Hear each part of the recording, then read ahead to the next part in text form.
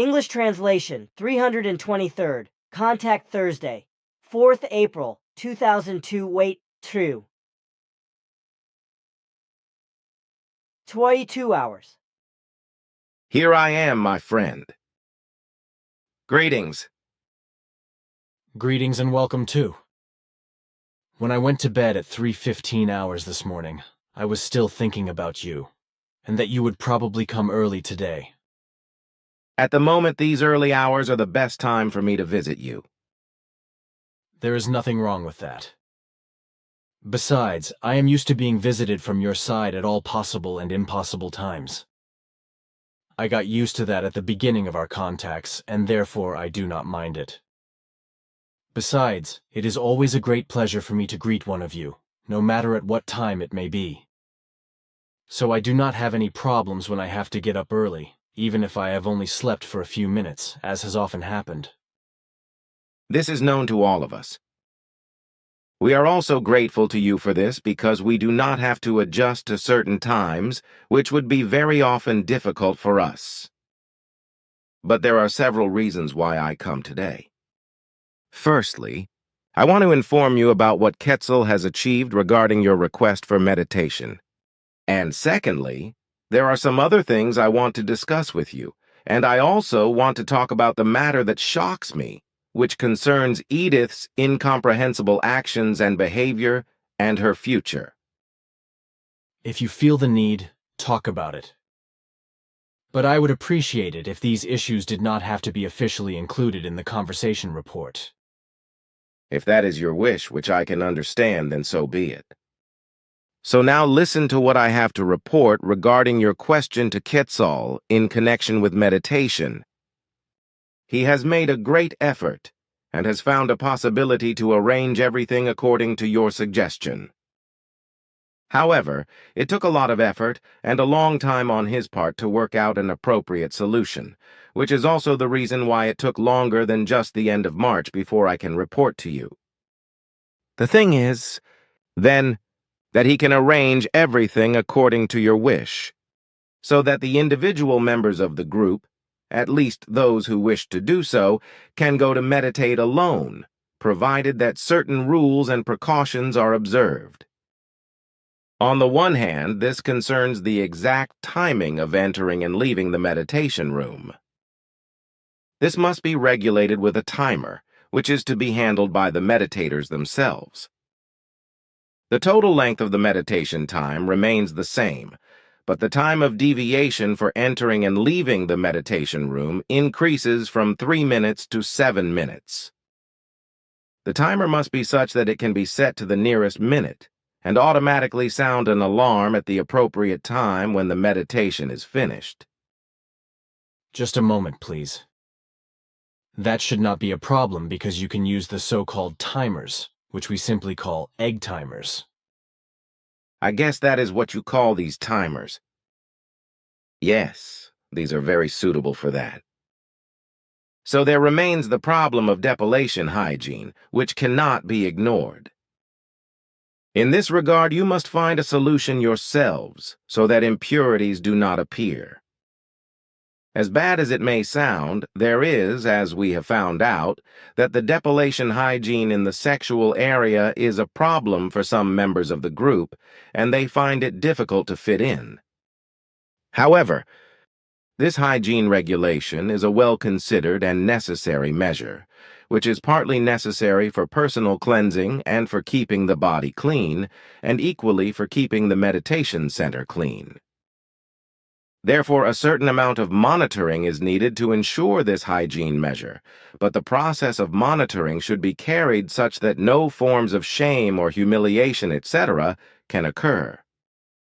Which is why Quetzal's advice is that only sporadic checks should be carried out in such a wise that the service of bringing them in remains in place, and that this service should be carried out from time to time by the various ones responsible for it, without prior notice to all users of the meditation center, and that the necessary checks should be carried out, which in this form should in no wise be shameful or humiliating, etc. I have made that suggestion myself. but it did not exactly meet with open ears. I am aware of that, but we think this would be the most acceptable solution to the problem. I myself submitted your proposal to Quetzal, after which we discussed it with our spiritual leaders and came to the conclusion that the proposed solution was probably the best. As a result, Quetzal integrated this solution into his work and found that in this wise the whole thing could be implemented. However, this requires an overall group decision on your part, and that is in relation to whether everyone agrees with this solution.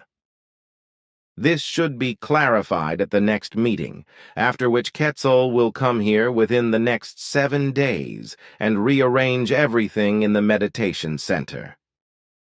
So now everything depends on whether all group members agree with it. It still has to be explained that some group members are suffering from some kind of fear of bringing themselves into the meditation center alone, so the service of those bringing them in should continue. This should all really be done. Anyway, on behalf of all the group members, I would like to thank you and Quetzal and your spirit leadership very much. That is all right, my friend. We all have enjoyed trying to find a solution. But now I would like to come back to the matter I mentioned concerning Edith. As for... This is all very unpleasant, but I do not think there is anything we can do about it, painful though it is. So we should not talk about it anymore. I just felt the need to explain these issues to you, so that you know where you stand and you have a right to be informed, because it affects you the most. But now to the other things I have to discuss with you. It is about... Then these issues would also be resolved. I also want to thank you for your effort. It is okay. No need to thank me. If you have some time, there is something I would like to ask you. I am all ears. It deals with slaughter according to Jewish ritual. Just a short time ago in public and by the government, much has been said about that. Indeed, in regard to whether the slaughter of animals according to Jewish ritual on religious grounds should be allowed or not. In my opinion, it should not be allowed, because it deals thereby with a quite clear and very evil animal torture. On this basis, I ask myself the following.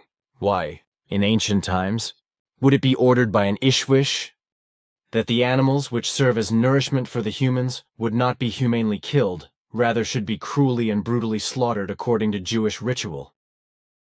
What basis exists for this, which, in my opinion, is a disdainful order regarding animals, which I find not only barbaric, but evil and completely degenerate? How could humans think and behave only in this form, if they already were as highly developed as the distant space travelers of that time? That slaughter, according to Jewish ritual, was never and at no time demanded by an ishwish, respectively by a god, as it is expressed by earth humans, because the renegades themselves, who carried the title IHWH, held to the law that animals of every species and kind should not be exposed to any kind of torture. Rather, if they are ready to be killed, that it must happen very quickly and completely painlessly. This was an irrevocable law since time immemorial that was always respected and followed by the evilest renegades themselves, and also today has unconditional validity for all of our peoples in the entire Federation, and is followed without exception. The extremely agonizing manner of killing animals through slaughter according to Jewish ritual leads back to an earth human's brutal custom of the sacrifice, as well as to the lies of the sacrifice priests. That a divine order and demand existed that meat from killed animals is only edible as food, used and thus allowed to be eaten by humans when it was pure and thus bled.